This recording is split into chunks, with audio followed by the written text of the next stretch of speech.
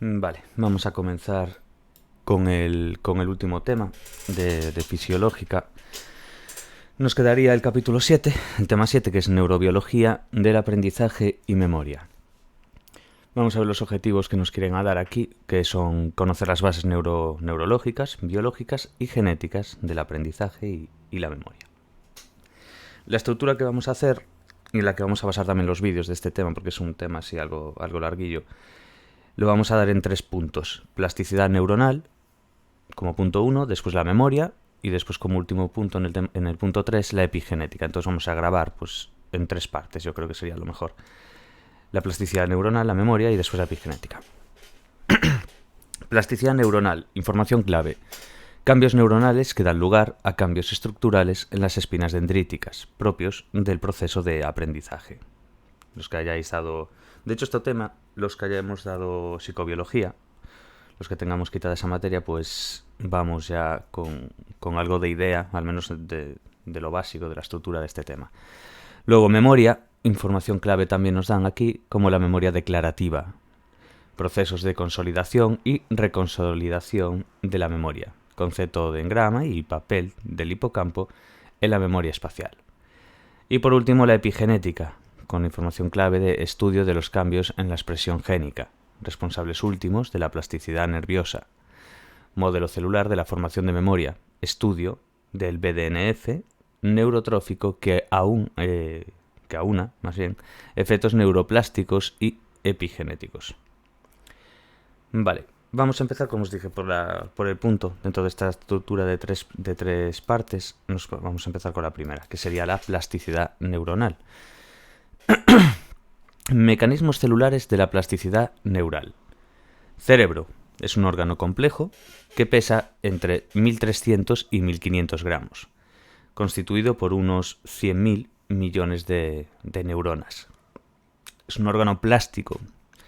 ¿Qué significa esto de plástico? Pues que puede remodelar sus conexiones sinápticas a lo largo de la vida en función del entorno. Genes, factores intrínsecos. Sperry concluye que las conexiones del sistema nervioso están determinadas en los genes del organismo. Experimento de modificación quirúrgica de la conexión nerviosa que inerva la retina de la rana.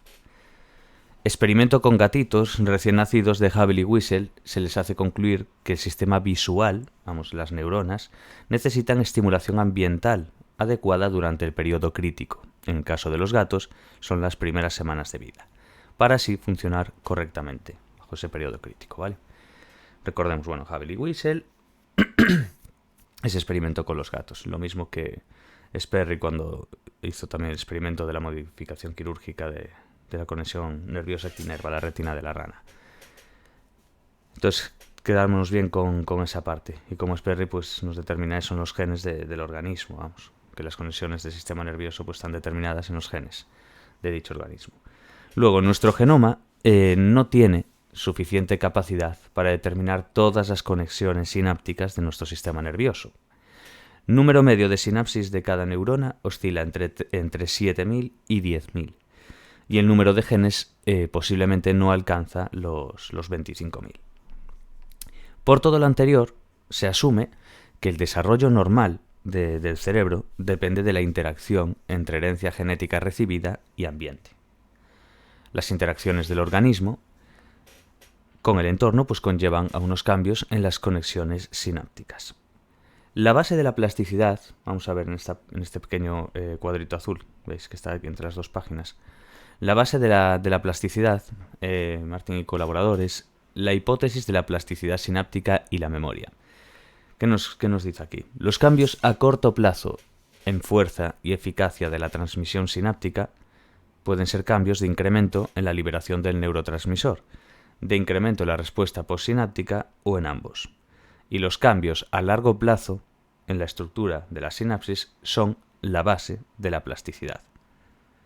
Entonces quedemos bien con eso, ¿vale? Dentro de lo que es la base de la plasticidad, Martín y colaboradores, con esta hipótesis de la plasticidad sináptica y la memoria. Nos dice que los cambios a corto plazo en fuerza y eficacia de la transmisión sináptica pueden ser cambios de incremento en la liberación de neurotransmisores, de incremento en las respuestas postsinápticas o incluso de ambos.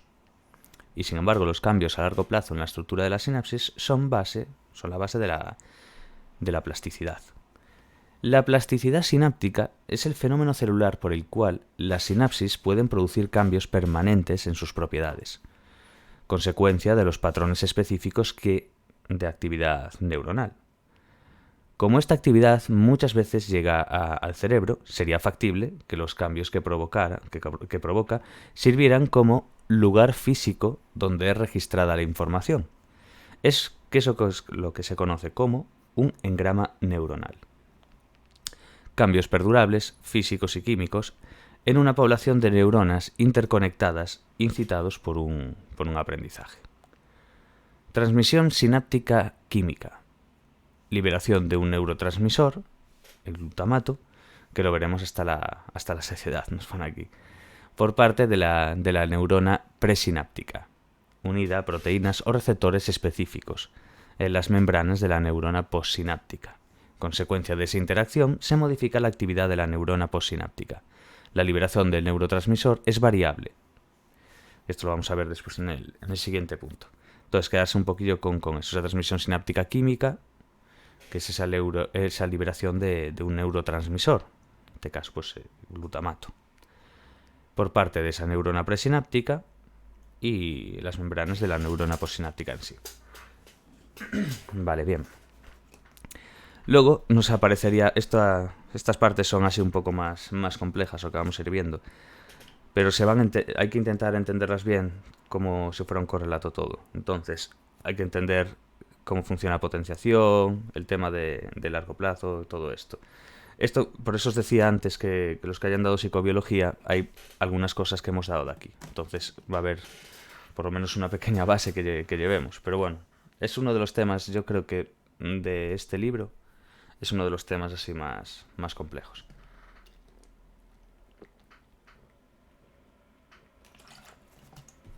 Vale. Punto 1.1.1. Potenciación a largo plazo, el PLP. La estimulación de la neurona alta, la alta potencia, por encima de lo que son 10 hercios, aumenta la fuerza sináptica o PLP. Quedemos muy bien con esta parte, ¿vale? La estimulación de la neurona a alta potencia, vamos, por encima de los 10 hercios, aumentaría la fuerza sináptica o PLP, potenciación a largo plazo. Santiago Ramón y Cajal fue el primero en aventurar que la fuerza en las conexiones sinápticas eran la base del aprendizaje. Donald Hebb definió la capacidad de las neuronas para modular la fuerza de las conexiones en respuesta a estímulos externos o a la experiencia, lo que es el principio de Hebb o teoría de la asamblea celular. Un aprendizaje que implica un fortalecimiento de la sinapsis cuando las neuronas pre- y postsinápticas se activan simultáneamente. La fuerza sináptica puede ser regulada vamos a ver aquí 3 puntos. Esta fuerza sináptica, ¿por qué puede ser regulada? Pues 1, por el número de vesículas sinápticas preparadas para su liberación. 2, por la probabilidad de que cada vesícula se fusione con la membrana presináptica por efecto del potencial de acción. Y 3, número de moléculas de neurotransmisor por vesícula, constante, junto al número de receptores postsinápticos estimulados por estas. Estos 3 parámetros son muy sensibles a la actividad de la neurona. La cantidad de neurotransmisor liberado tras cada potencial de acción puede no ser constante, aumentando o disminuyendo. Entonces, lo que hay que entender de estos 3 parámetros que acabamos de ver es que son muy sensibles a la actividad de la neurona. Entonces, la cantidad de neurotransmisores liberados tras cada potencial de acción puede no ser constante. Entonces, eso puede tanto aumentar como disminuir, es a lo que se refiere. Ahora, muy importante esta parte. Un incremento en la liberación del neurotransmisor es consecuencia del aumento de la concentración del calcio aquí citoplasmático. Si después de los potenciales de acción no se elimina correctamente, eso supondría que empezaría a haber un exceso, ¿no? Entonces, su exceso aumentará la liberación del neurotransmisor tras los potenciales posteriores, ¿vale? Entonces, hay que quedarse con esa parte de concentración de calcio citoplasmático, ¿vale? Es un incremento en la liberación de neurotransmisor, es consecuencia del aumento de la concentración de calcio citoplasmático. Que nos dice, si después de los potenciales de acción no se elimina correctamente su exceso, pues va a aumentar la liberación de neurotransmisor tras los siguientes potenciales posteriores, los potenciales de acción. La PLP es resultado, esta potenciación a largo plazo, es resultado de este incremento de concentración de calcio en la neurona pre y en la postsináptica, tanto en la pre como en la post, ¿vale? Ahora, nos dice, el incremento en la concentración de calcio conlleva cambios en el sistema de segundos mensajeros intracelulares, también dado en psicobiología, que son las rutas de señalización, y en la fosforilación de proteínas, o que son las enzimas quinasas, de estas que que veremos sobre todo pues cuando vemos la CAM-K2 o molécula de la memoria. Estos cambios generan mayor número de receptores en la membrana plasmática. Estos cambios generan mayor número de receptores en la membrana plasmática. Importante. Quedamos con lo de antes, de los segundos mensajeros y fosforilación de proteínas. Y luego, pues ese mayor número de receptores en la membrana plasmática, ya que estos cambios es lo que genera. Y a la vez también están produciendo un cambio al alza en la sensibilidad al neurotransmisor que llega a la hendidura sináptica. PLP en el hipocampo. Modelo preferido para el estudio del aprendizaje y la memoria. ¿Por qué? Debido a que es una estructura fundamentalmente pues, para la memoria a largo plazo y que distintas propiedades de la PLP es inducida rápidamente, es dependiente de la actividad específica de sinapsis activas y posee características asociativas. Hacen de la PLP un buen modelo para explicar las bases celulares del aprendizaje y la memoria. La evidencia experimental de que las sinapsis son susceptibles de ser modificadas, un aumento de la fuerza de las sinapsis excitatorias hipocampales que podía persistir durante días incluso, fue realizada por Bliss y Lomo en 1973. Entonces, potenciación a largo plazo, el PLP, quiero decir, en el hipocampo es ese modelo preferido para el estudio del aprendizaje y la memoria. Ya nos decían por qué, pues porque es una estructura fundamental para la memoria a largo plazo y por las distintas propiedades de la PLP. Vale, desencadenando la PLP. El aprendizaje induce cambios celulares y moleculares que facilitan la comunicación entre neuronas y que son esenciales para la formación de memorias. Se cree que la memoria a corto plazo, MCP, es consecuencia de cambios funcionales en redes neuronales preexistentes, mediados por sistemas de transducción de señales intracelulares. Estos cambios de corta duración pueden llevar a dos procesos. Un desvanecimiento u olvido, que es útil pues, para eliminar la información poco relevante, y la consolidación, que son sinapsis que se refuerzan y pasan a formar parte de la memoria a largo plazo, que se consolidan. Entonces, entendamos esta parte de cómo el aprendizaje nos va induciendo cambios celulares y moleculares, que eso va a facilitar esa comunicación entre neuronas. Y lo que va a crear la memoria, básicamente. Entonces, se cree que esa memoria a corto plazo es consecuencia de cambios funcionales en redes neuronales que ya han existido, ya son preexistentes. Y tendríamos pues esos dos procesos. Dentro de esos cambios de corta duración de los que acabamos de hablar, tendríamos dos procesos, desvanecimiento u olvido y consolidación. Desvanecimiento u olvido es útil pues, para eliminar esa información que no es relevante, que es poco relevante. Y la consolidación serían esas sinapsis que se refuerzan, se van consolidando y pasan a formar parte de la memoria a largo plazo. Ese sería el desencadenamiento de la PLP. Ahora, papel crítico del receptor NMDA y del catión del calcio. El desencadenamiento de la PLP requiere la activación de receptores postsinápticos de glutamato. ¿Os acordáis ahí que nos decían que se iba a dar mucho de glutamato? Pues ya vamos con eso. El neurotransmisor, quiere decir, tipo NMDA. Entonces, el desencadenamiento de la PLP que hemos visto en el punto anterior requiere de algo, ¿no? Pues requiere de la activación de unos receptores postsinápticos de glutamato, tipo NMDA, como acabamos de ver. ¿Cómo se desencadena este proceso? Pues respecto al AMPA, vemos 5 puntos.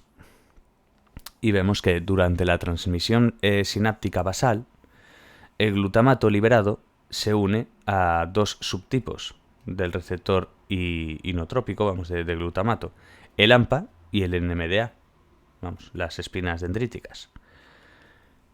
Entonces hay que entender esto como el glutamato es liberado y se une a dos subtipos de receptores inotrópicos de glutamato, que es el AMPA y el NMDA. El AMPA está asociado a un canal de cationes monovalentes como puede ser el sodio, el Na, vamos. La activación de los receptores AMPA y NMDA proporcionan la mayor parte de la corriente de entrada que genera la respuesta sináptica excitadora. Cuando el glutamato se une a los receptores AMPA, estos abren rápidamente sus canales iónicos y producen un potencial postsináptico excitatorio. Entonces, cuando el glutamato se une a estos receptores, a los del AMPA, estos se abren rápidamente sus canales iónicos y van a producir un potencial postsináptico excitatorio. Cuando el glutamato es eliminado de la hendidura sináptica, los canales iónicos se cierran y el potencial de membrana vuelve a su valor de reposo. Eso es un poco cómo se desencadenaría este proceso respecto al AMPA. Ahora, respecto al NMDA, el glutamato también se une a los receptores de NMDA. ¿Os acordáis? Se une a dos subtipos de receptor ionotrópico de glutamato, que es el AMPA y el NMDA. El que acabamos de dar ahora es el AMPA. Ahora, en el NMDA, el glutamato también se va a unir a los receptores de NMDA, de la neurona postsináptica. También forman parte del proceso de plasticidad sináptica.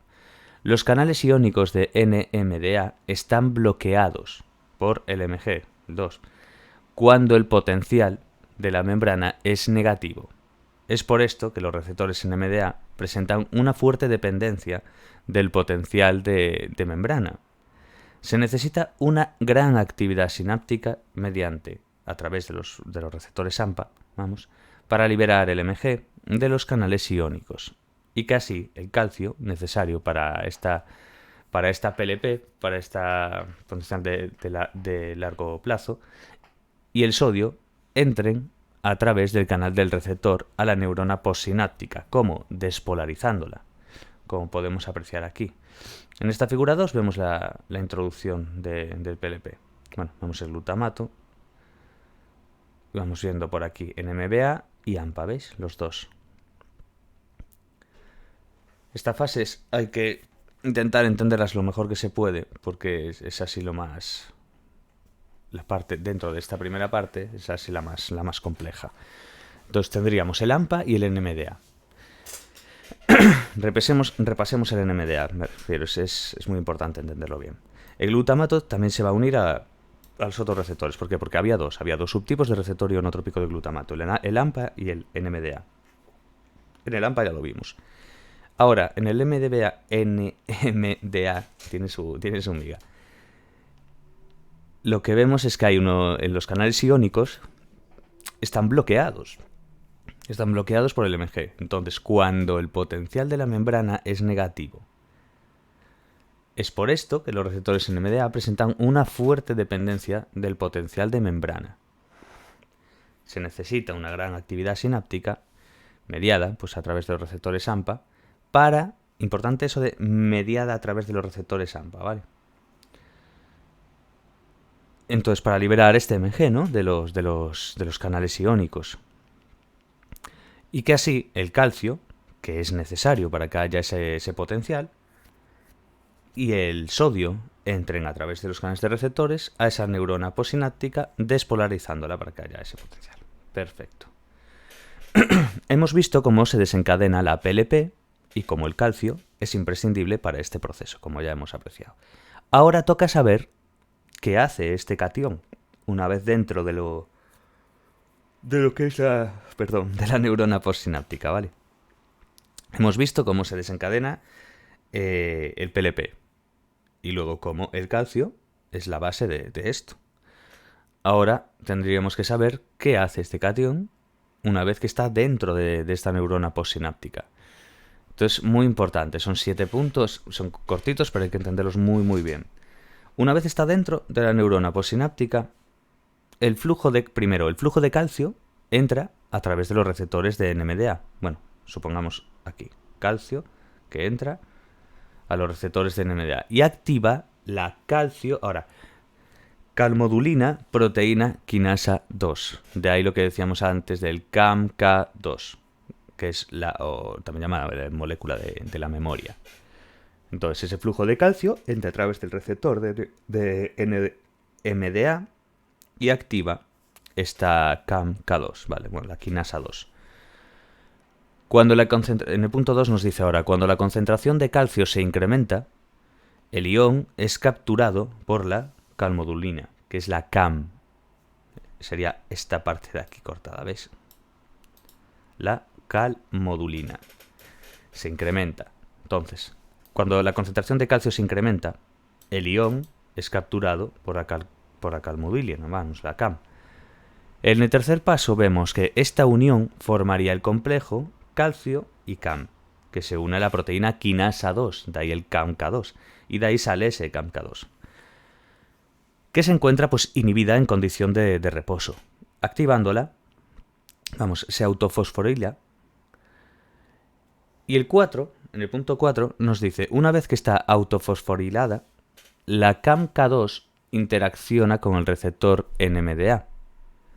Lo fosforila, que es una acción crítica para la inducción y el mantenimiento de la PLP, ya que incrementa la conductancia del receptor.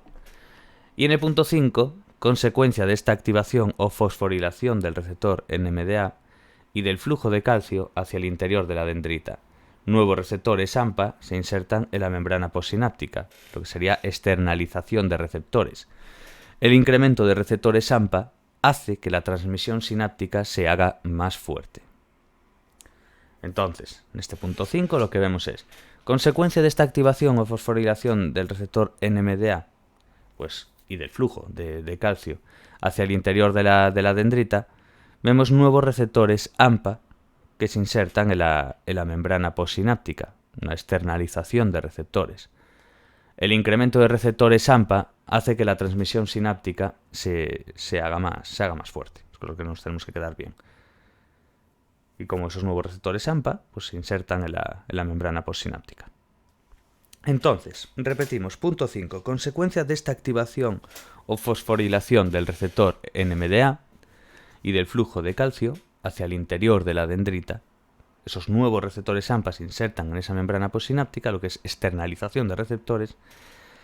Nos quedamos con que el incremento de receptores AMPA hace que la transmisión sináptica se haga más fuerte, básicamente. El incrementar esos receptores AMPA hace que esa transmisión se haga mucho más fuerte.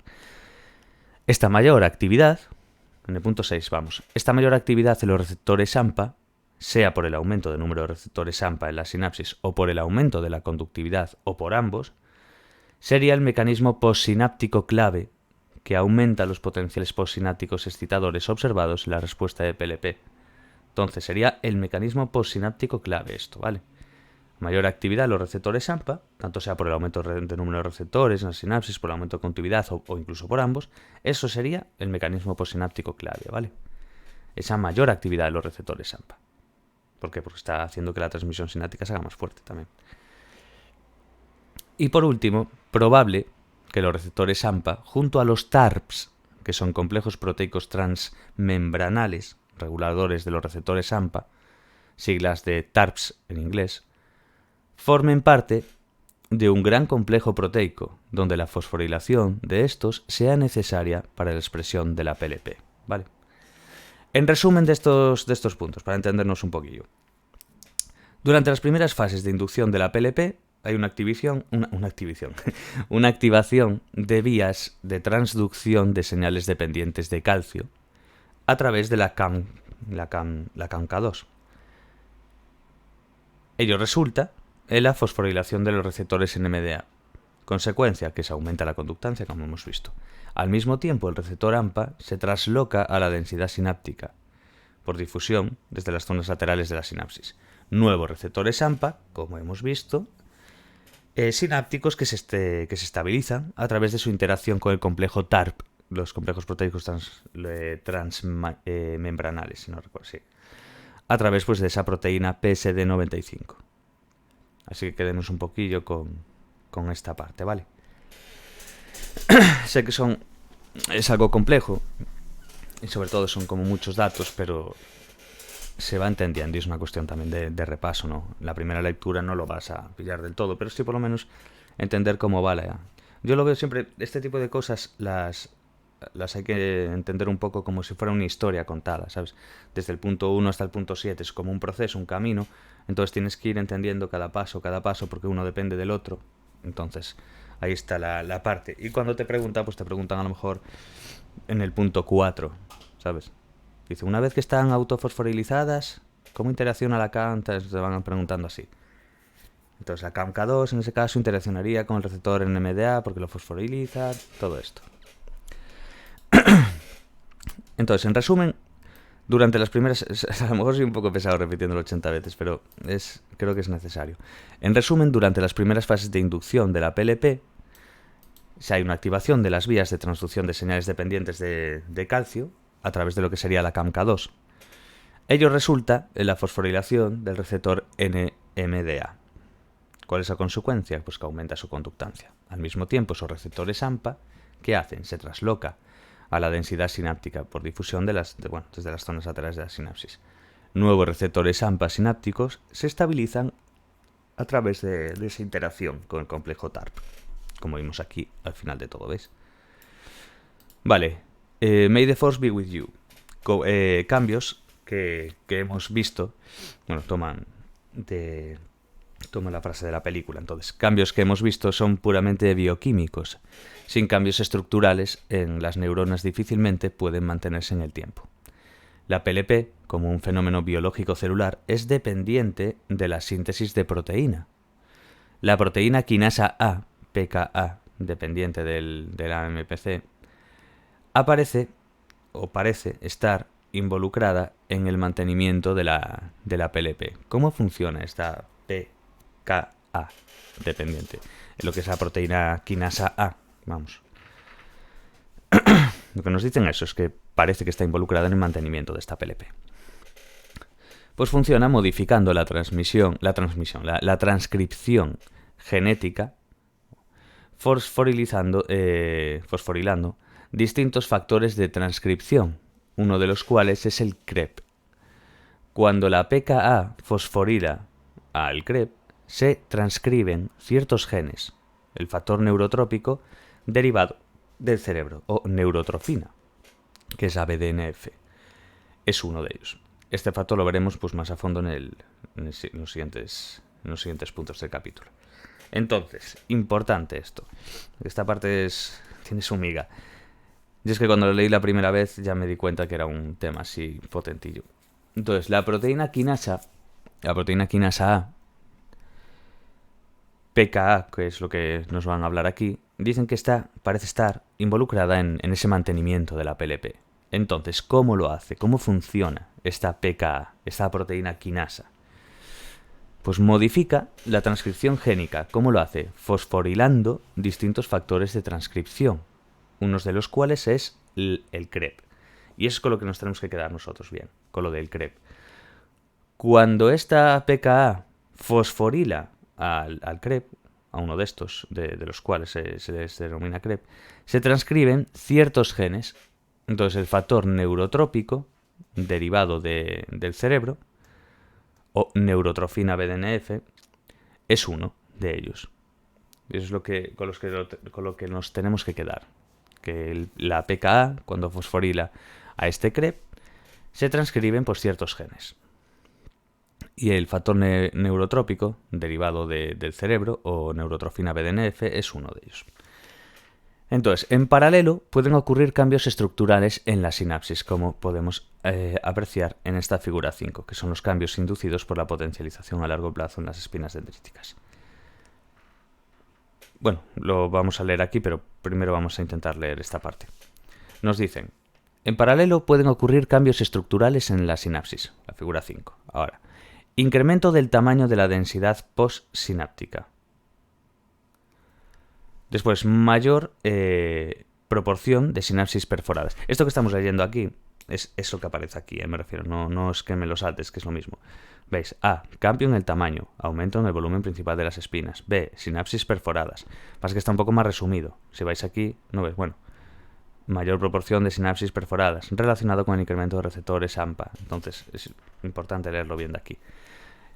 En paralelo, lo que puede ocurrir en estos cambios estructurales en la sinapsis es que haya un incremento del tamaño de la densidad postsináptica, una mayor proporción de sinapsis perforadas, que se relaciona pues, con el incremento de receptores AMPA, mayor densidad de espinas dendríticas, veis que todo es mayor o incremento de, básicamente.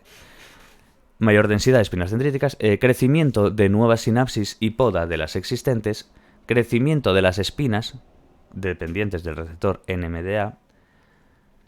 Toda esta actividad sináptica desencadenante de la PLP conduce a que a su vez haya un aumento en el tamaño de la zona activa, lo que es la zona de la neurona presináptica, por donde se libera el neurotransmisor, de forma que las sinapsis potenciadas se agrandan de forma permanente. Se postula que son varios los mecanismos implicados en el desarrollo de la PLP, entre ellos un mensajero retrógrado, que se encargaría de un fenómeno presináptico que causa mayor liberación del neurotransmisor y consiguiente refuerzo del efecto postsináptico, cosa que veremos más adelante. Pero bueno, simplemente para hacernos entender un poquillo, ¿vale? Punto 115. Unas proteínas del citoesqueleto celular ponen a buen recaudo nuestros recuerdos. Muy importante esta parte, este punto sobre todo. Los receptores del neurotransmisor glutamato se concentran en pequeñas protusiones postsinápticas, o que son las espinas dendríticas, las conocidas. Es muy importante saberse esto, que los receptores del neurotransmisor glutamato se concentran en pequeñas protusiones postsinápticas, que son las espinas dendríticas. Las espinas dendríticas tienen capacidad de remodelación constante, propia de la actividad sináptica, necesaria para la plasticidad neural. Por ello, se consideran principal lugar de procesamiento y almacenaje de información en el cerebro. Pueden cambiar de tamaño, forma e incluso en número, en respuesta a distintas situaciones, caso de plasticidad, o en respuesta a otras circunstancias de señalización neuronal. Estos cambios observables son consecuencia del proceso de polimerización o despolimerización de monómeros de actina. Estos procesos de cambio estructural se conocen como morfogénesis celular. Longitud y ramificación dendrítica, densidad, forma y distribución están influidos por factores como los procesos de aprendizaje, desnutrición, privación sensorial, estrés, etc. Las espinas dendríticas se componen de cabeza esférica y cuello estrecho. Existe relación entre lo que es el tamaño de la cabeza y los niveles de receptores AMPA, de hecho. Las espinas delgadas y pequeñas, lo que son las espinas inmaduras aún, son más plásticas, tienen mayor capacidad de remodelación en respuesta a estímulos, son más susceptibles a la PLP. Las de mayor tamaño son más estables y de menor plasticidad, espinas de memoria. Importante saber esa diferencia, ¿vale? Vamos, que existe una relación entre lo que es el tamaño de la cabeza y los niveles de receptores AMPA. Punto 116. Otras actrices, actores, las RO-GT-pasas, que son guanosina trifosfata. Ya sé que tienen unos nombres peculiares, pero bueno, es lo que hay. Acabamos de ver cómo la inducción de la PLP depende de la morfogénesis de las espinas dendríticas. Veamos ahora dónde está el límite de su capacidad de modificación. Importante entender ahora esta parte que nos dicen que como acabamos de ver esa inducción de esa PLP, de la morfogénesis de las espinas dendríticas, vamos a ver ahora dónde estaría el límite, cuál es el límite de su capacidad de modificación. Pues principal RO-GT, GT-pasa, que es el conjunto de proteínas G monoméricas que transmiten señales desde la membrana plasmática al núcleo, determinante en la morfogénesis de las espinas dendríticas es la ROA, RHO y una A. ROA se activa cuando el calcio entra en la neurona. ¿Ves lo importante que es el calcio? Se activa cuando el calcio entra en la neurona a través de los receptores NMDA. se unen a la CAM, que a su vez se autofosforila a la CAM-K2, la activa. Y ello conduce a la activación de ROA. Recordamos que la CAM-K2 autofosforilándose, pues esa autofosforilación también activa la ROA. Ahí está el rollo. Entonces, se unen a la CAM, ¿no? Que a su vez se va a autofosforilar a la CAM-K2, como ya vimos anteriormente, vamos que la activa. Y ello va a conducir a la activación del ROA, ¿vale? Y vamos con ello un poco. La ROA inhibe la proteína cofilina. Importante saber eso, ¿vale? Es una proteína de unión que va a la actina. Entonces, la ROA inhibe la proteína cofilina, una proteína de unión a actina. Bueno, lo vamos a ver aquí en la figura punto 6. El receptor NMDA regula la dinámica de la actina durante la PLP. Entonces, lo que va a hacer es eso. La ROA inhibe la proteína cofilina, una proteína de unión a la actina, cuya función es despolimerizar los segmentos de actina. O sea, que esta proteína, al ser inhibida por la ROA, impide la despolimerización de la actina. O dicho de otro modo, facilita la polimeración de la actina. Esto tiene un poquillo así de lío, pero básicamente lo que hay que entender es cómo la ROA inhibe la proteína cofilina. Hasta ahí perfecto. Que es una proteína de unión a actina. ¿Cuál es la función que tiene? Pues despolimerizar los segmentos de actina. Para entenderse, esta proteína, al ser inhibida por la ROA, esa proteína, la cofilina, está siendo inhibida ¿por quién? Por la ROA. Está siendo inhibida por la ROA, entonces impide la despolimerización de la actina. O dicho de otro modo, facilita la polimeración de la actina. La actina tiene un papel crucial en la plasticidad neural. Esto lo veremos más claro después en otro punto, cuando vayamos a estudiar pues la influencia del ARN y todas estas cosas no codificante. Me hace gracia porque van poniendo puntos como de ánimo. Paciencia, que se ve la luz al final del túnel. Básicamente es eso. Es que estos nos lo pasaron por grupos de archivos, en los archivos de los grupos de gente que no se aclaraba muy bien con el 7, y entonces una de estas es de hace ya un año del anterior curso, de un resumen muy completo de que nos dan, porque el 7 recordemos que nos lo da el equipo el equipo docente, iba a decir, los lo suben a ALF, en la plataforma ALF dentro de la UNED, y es muy largo y bastante lioso. No está en el libro bien ni nada. Nos lo dan a nosotros externamente. Entonces nos apoyamos en un resumen de otra gente.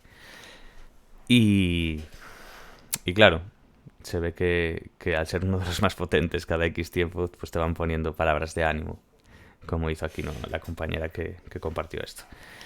Entonces, intentemos entender bien esta parte, porque yo aún a día de hoy me lía bien. La ROA inhibe la proteína cofilina, ¿no?, una proteína de unión a actina. ¿Cuál es la función que tiene? Es despolimerizar los segmentos de actina. Entonces, esta proteína, como está siendo inhibida por la ROA, impide esa despolimerización de la actina. La actina tiene un papel crucial en la plasticidad neural, que eso lo vamos a ver más adelante. A su vez, otra proteína, la CDC42, y mediante la activación de la amanida CAM-K2, inhibe también a la cofilina. Entonces, muy importante, además de la ROA, que inhibe a esa proteína cofilina, existe también otra proteína que se llama la CDC42, que inhibe también a la cofilina. Entonces, esta puede ser una pregunta perfectamente. Tanto la ROA como la CDC2. Te pueden poner ¿quién inhibe a la proteína cofilina? Y te ponen en la ROA, y tú sí, es esa. En la B, CDC42, esa también.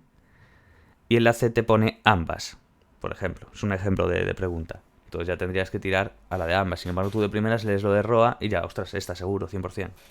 Por eso es mejor leerlo todo muy, muy bien. Vamos, que también inhibe a la cofilina.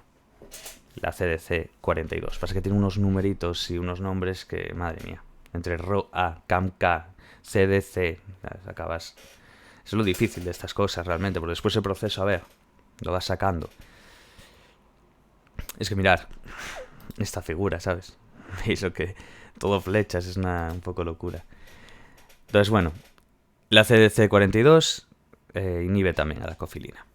¿Esto conduce a qué? Pues a una mayor polimeración de la actina, similar a lo que vimos anteriormente de la RO a G, GT pasa. La figura, bueno, es exactamente lo que acabamos de decir. Pero bueno, es un poco la idea que tenemos que tener. Acordaos bien de lo de la CDC42, que también inhibe a esa cofilina, y que esto va a conducir, pues lógicamente, a una mayor polimeración de la actina. Podemos leer aquí si queréis esto. A ver, es un poco lo que estamos diciendo, pero bueno. Figura 6, por si acaso, para no dejar nada suelto.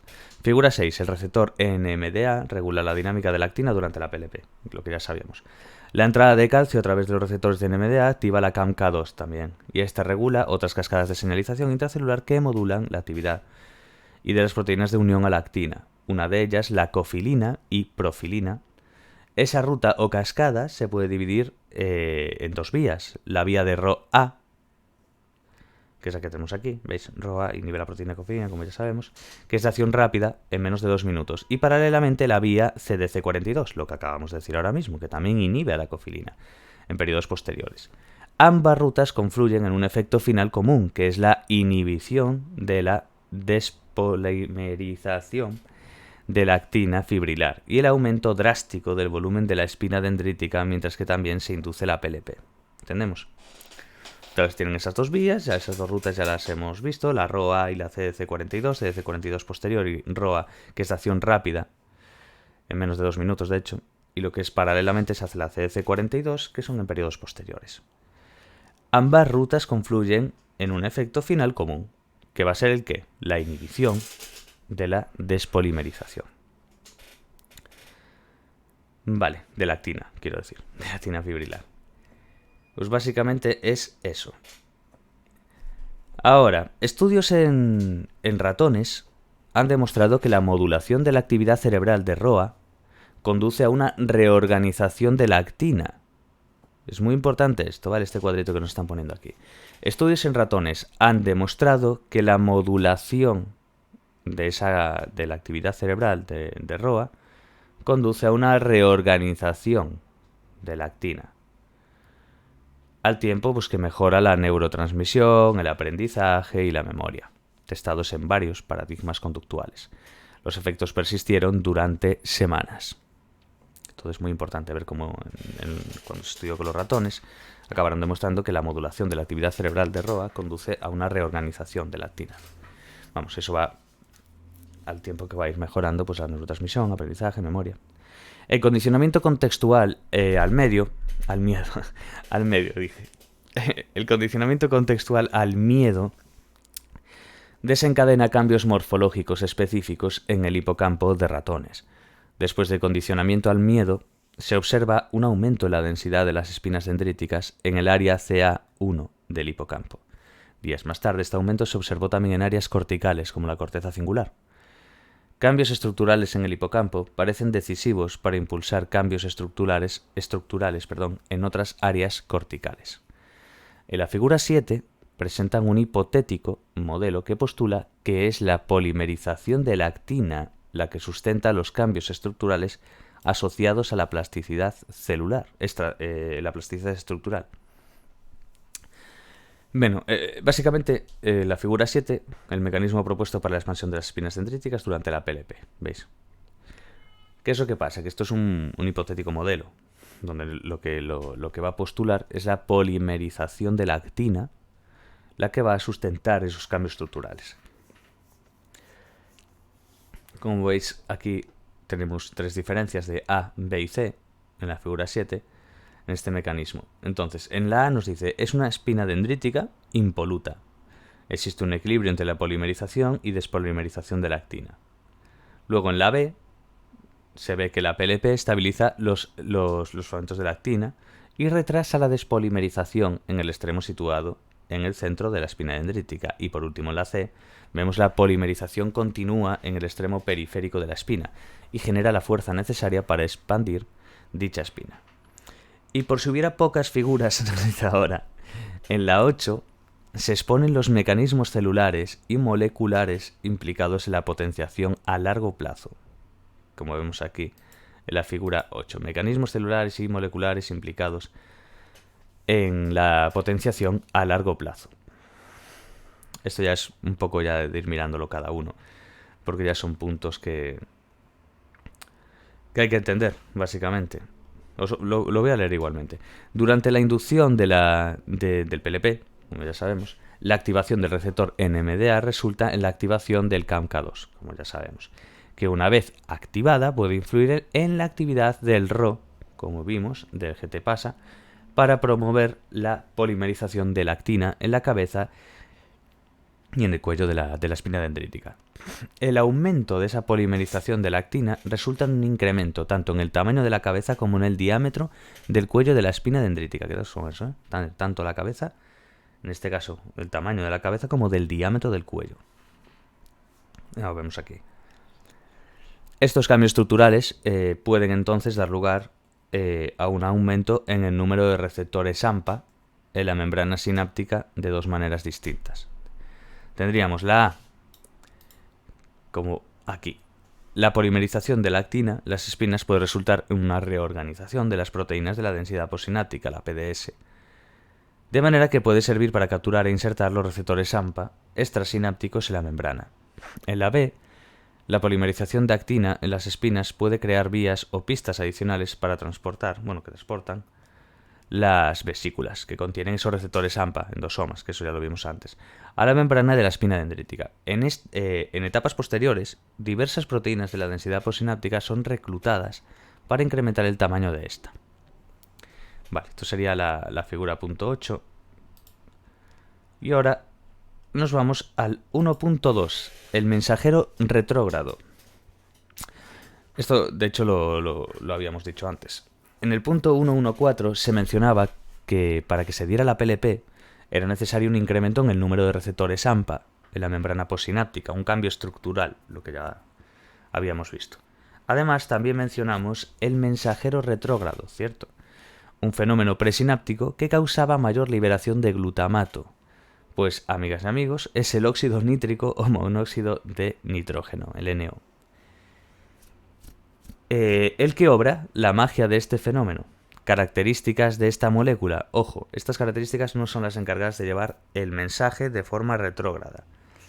El óxido nítrico participa en procesos biológicos homeostáticos, inmunológicos, digestivos, cardiovasculares, etc.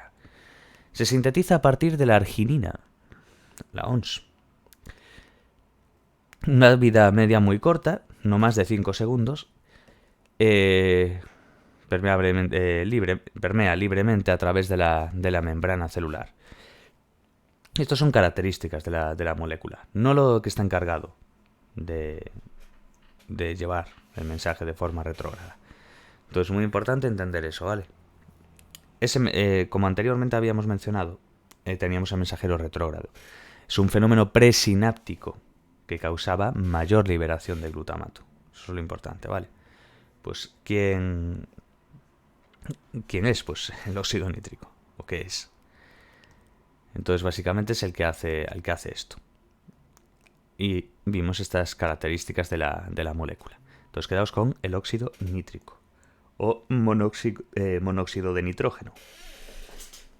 ¿Cuáles son las características que sí permiten al no llevar el mensaje retrógradamente desde las espinas dendríticas a los botones terminales del axón? Es muy importante esto, características que sí permiten al no llevar, ese no bien remarcado. Igual que abajo el funcionamiento de, bueno, no, me refiero no al no de negativa, al monóxido de nitrógeno, al óxido nítrico quiero decir. No confundáis ese no con que fuera una expresión negativa. Por si acaso lo voy a decir así mejor. Características que sí permiten al óxido nítrico llevar el mensaje retrógradamente desde las espinas dendríticas a los botones terminales del axón. ¿Cuáles son las características? Muy importante. No se almacena en las vesículas sinápticas y no se libera tras la despolarización de la membrana. Es liberado tan pronto como es sintetizado.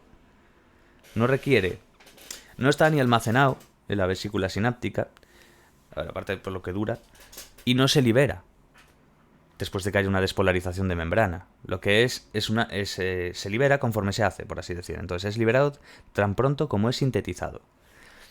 Su acción biológica no es a través de la unión a receptores específicos de membrana.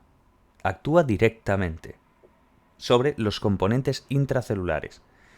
Estas características son muy importantes, suelen preguntar. Entonces, actúa directamente sobre los componentes intracelulares. No, lo que hace, por así decir, no es a través de una unión a un receptor específico que tenga, ¿sabes? No. Simplemente es eso, que actúa directamente sobre los componentes intracelulares. Se sintetiza en el cerebro solo bajo demanda, exclusivamente cuando se requiere. Entonces se sintetiza en el cerebro solo cuando hace falta. No lo tienen ahí, de ahí que tampoco esté almacenado en vesícula ni nada. Vale. Una vez que se produce, atraviesa las membranas celulares para alcanzar los botones terminales, donde realizará los cambios relacionados con la PLP. Vale, creo que se entiende bien. Ahora, funcionamiento del óxido nítrico, o monóxido de nitrógeno, como mensajero retrógrado. El glutamato se une a los receptores NMDA e induce el flujo de calcio en la neurona postsináptica. Entonces, ¿cuál es el funcionamiento como mensajero retrógrado? Lo que vimos antes son las características que tiene el óxido nítrico para esto. ¿Qué es lo que pasa ahora? ¿Cuál es el funcionamiento? ¿Cómo funciona? ¿Cómo funciona este NO, este óxido nítrico? Como mensajero retrógrado, quiero decir. El glutamato se une a los receptores NMDA e induce el flujo de calcio en la neurona postsináptica. ¿Está ahí bien? El calcio CAM también, estimula la síntesis del óxido nítrico mediante la activación del NOS, que es lo que conocemos como óxido nítrico sintetasa. Entonces, este calcio CAM, estimula esa síntesis de óxido nítrico mediante esta activación del NOS, óxido nítrico sintetasa. El óxido nítrico se difunde en las membranas presinápticas y activa a la enzima guanilato ciclasa, lo que es AGC, que sintetiza esta GMPC, que es a partir de la GTP. Es importante ir quedándose un poquillo con todo. Entonces,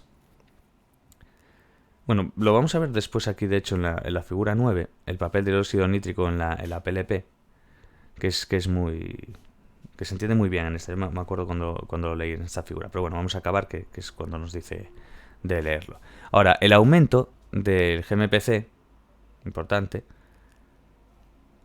activa la proteína quinasa, la quinasa G, quinasa dependiente en este caso de la GMPC, la cual acelera la endocitosis de las vesículas sinápticas del botón terminal a través de la regulación al alza del fosfetaniladinoso, que es el 4,5 bifosfato 4 y 5 bifosfato, no 4,5. PIP2, que es un intermediario de la ruta de señalización de la fosfolipasa C. Al caso, vamos a verlo aquí, que se entiende bien, que aquí es mucho dato. Figura 9. Papel del óxido nítrico en la PLP.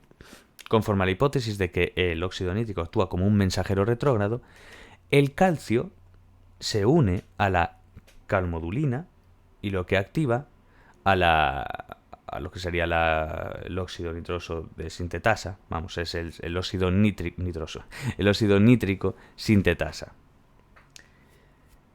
la cual produce ese óxido nítrico a partir de la arginina. El NO difunde al terminal presináptico, donde activa a la guaninato ciclasa, que es la GC, la que vimos aquí, ¿veis? Enzima guaninato ciclasa, que sintetiza la GMPC. El GMPC activa la proteína quinasa G, que es la que regula lo que acabamos de ver ahora del PIP2, que es el que se ajusta a los procesos de endocitosis de las vesículas sinápticas. Vamos a volver a leerlo, porque a mí personalmente esta es una de las partes que más me cuesta entender. Bueno, más bien recordar, porque entender se medio entiende, pero el rollo ahí empieza conforme a esta hipótesis del óxido nítrico tal.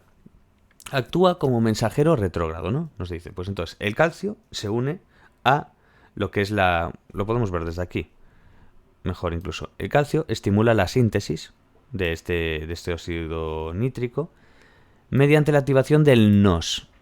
Ahí está el rollo. El NOS es el óxido nítrico sintetasa. Entonces, el óxido nítrico se difunde en las membranas presinápticas y activa a la enzima gualinaso ciclasa, que es gualinaso ciclasa, GC.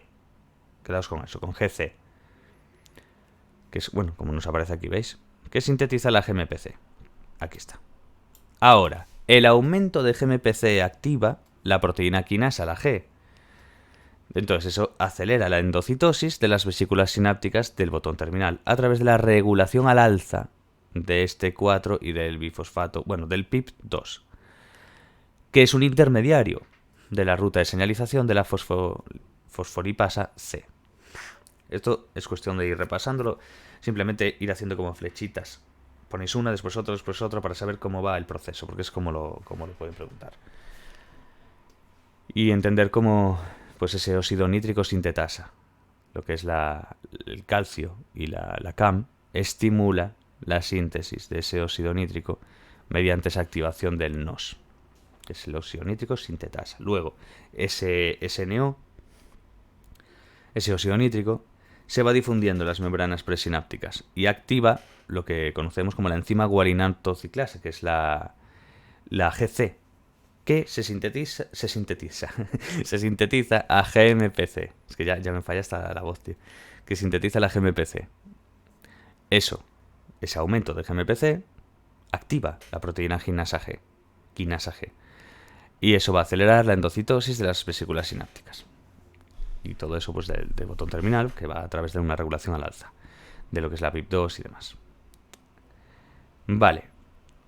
Ahora, el óxido nítrico que tenemos aquí generado en la sinapsis, en respuesta a la activación del NOS, puede difundir localmente y desencadenar la acción de la PKG vía RO-GT-pasa, que dimos antes, promoviendo la polimeración de la actina y la formación de espinas dendríticas.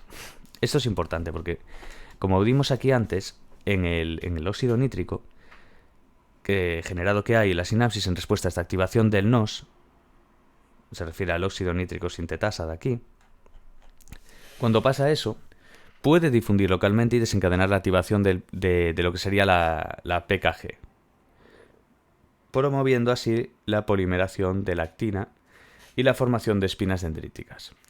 El NO influye en cambios a corto plazo, tasas de reciclaje y disponibilidad de vesículas sinápticas. Básicamente es eso, que este óxido nítrico influye en cambios pues a corto plazo. Tasas de reciclaje, disponibilidad de vesículas sinápticas.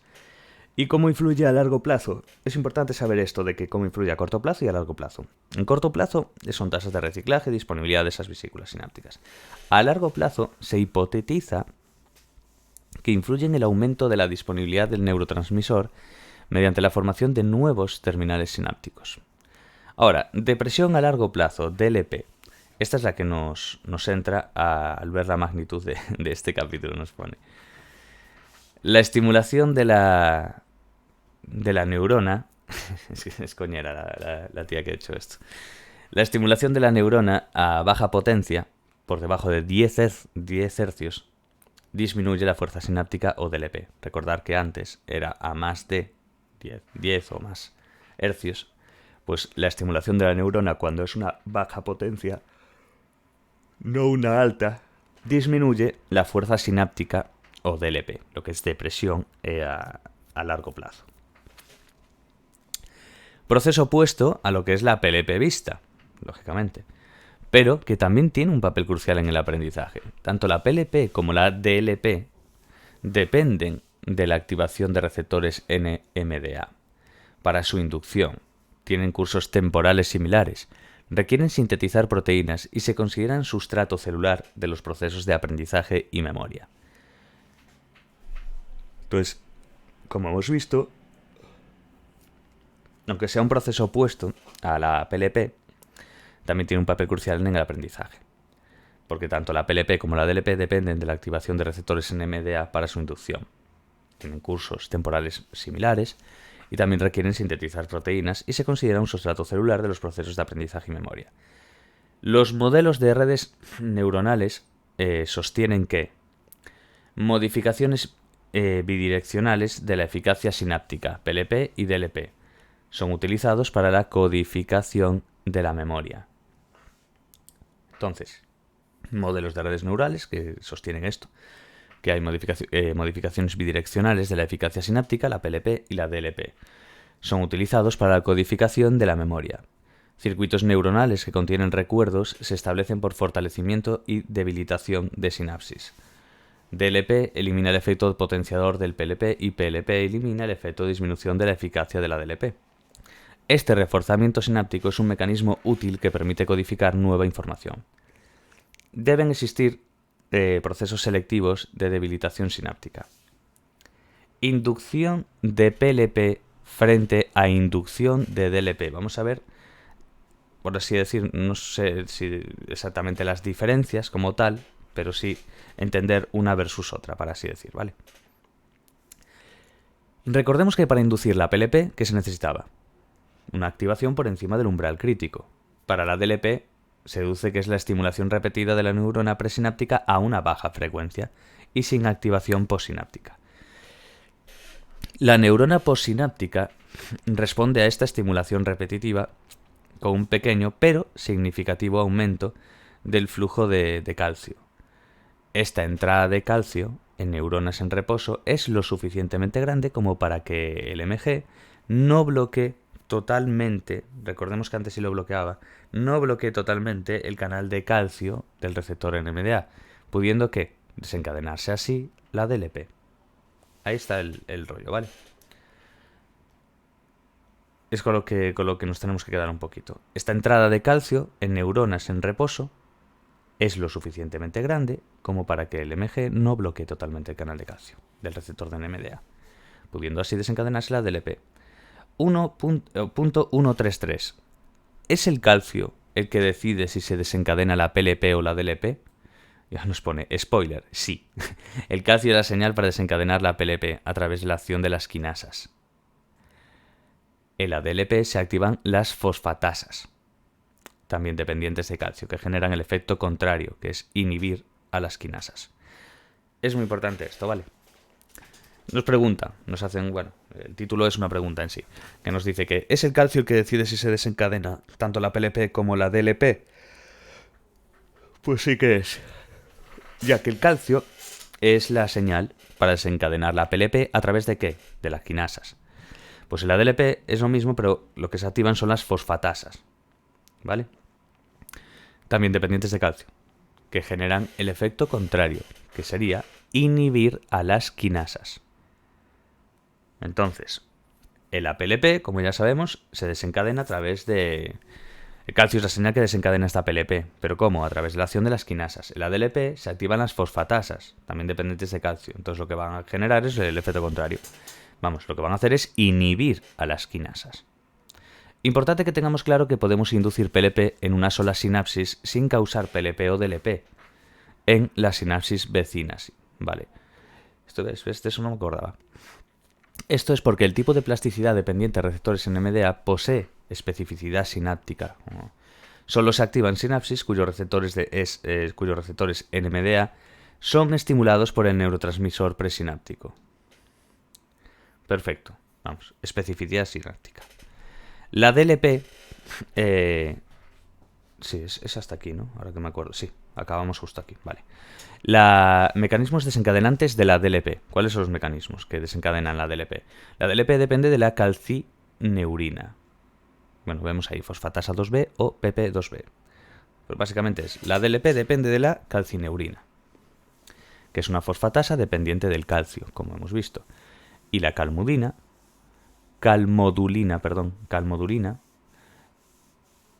vale. Vamos, lo que es el famoso complejo calcio-CAM que vimos anteriormente. Y también depende de la proteína fosfatasa 1, PP1 para los amigos. ¿Cómo funciona cada... Me cae bien esta chica.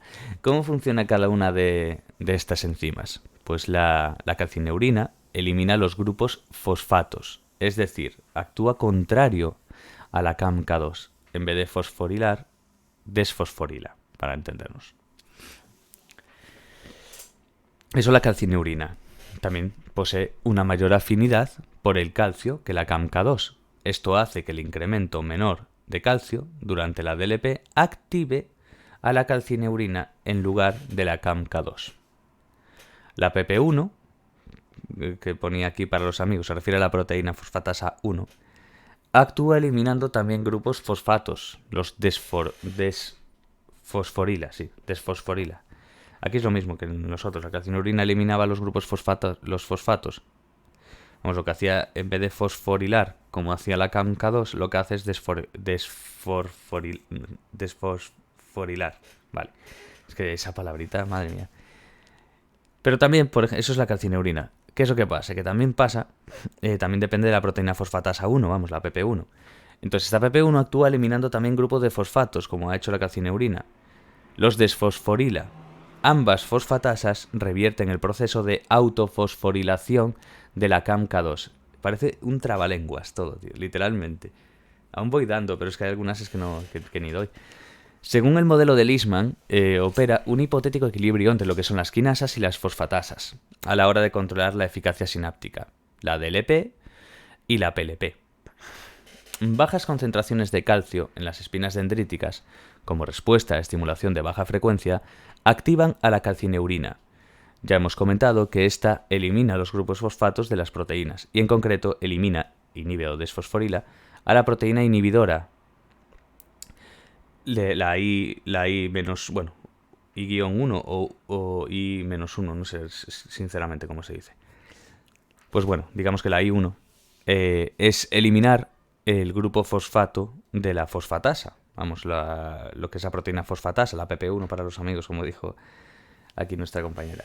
Lo que la inactiva. Entonces, si la I1 no desfosforila a la PP1, esta se mantiene activa. Vamos, se mantiene fosforilizada. Si no la desfosforilizas, se queda fosforilizada, inactivando a la CAMK2 y en consecuencia inhibiendo los receptores AMPA, dando lugar a la DLP. O dicho de otro modo, mientras que la PP1 esté fosforilizada, la CAMK2 va a permanecer inactiva, induciendo la DLP. Y para inducir la PLP sucede pues a la inversa. La CAMK2 se autofosforila y la PP1 se mantiene inhibida por esa acción de la I1. Es cuestión de mucho repaso, pero es ir entendiendo un poquillo. La DLP se acompaña de una mengua en el tamaño de las espinas dendríticas, lógicamente pues al contrario que en las otras. Esto es exactamente lo que acabamos de decir. Vale, a Luis Alzheimer y el acúmulo anómalo de la proteína beta-amiloide o A-beta. Se cree que los acúmulos de la proteína beta-amiloide son responsables de los problemas iniciales de memoria, pues estos interfieren en los mecanismos celulares de la PLP y la DLP. Esto es muy importante saberlo, ¿vale? Se cree que esa acumulación de proteína beta-amiloide es la que da comienzo a esos problemas iniciales de memoria, ¿vale? Los oligómeros amiloides, beta-amiloides o A-beta, inhiben esa PLP, haciendo que las sinapsis sean más débiles. Activa los receptores de glutamato metabotrópicos, el mGlu, que llevan pues a la internalización de receptores AMPA y a la DLP. Inducen una sobreactivación de calcineurina, que recordemos que desfosforilan e inactivan la CAMK2, como acabamos de ver, y la inhibición de la CAMK2 en la espina dendrítica junto a la internalización de receptores AMPA parecen ser los procesos iniciales que desencadenan los problemas nésicos típicos que tiene el Alzheimer.